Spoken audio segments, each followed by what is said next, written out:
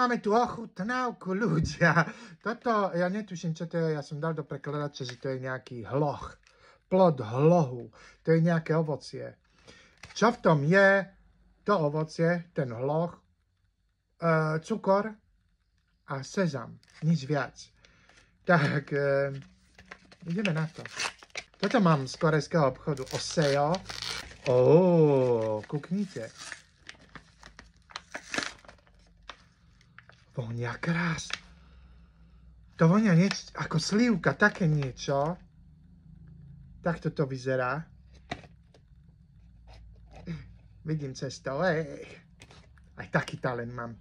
Tak, cukor, karamel a sezam.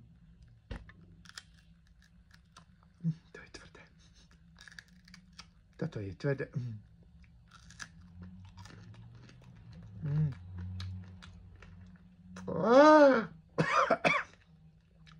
To je taký slej.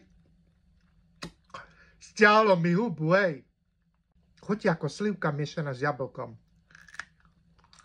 Karamel je tvrdý. Ale tá chuť výnimočná. Trpko, kyslo, sladké, chrumkavé, sušené. Je to dobré.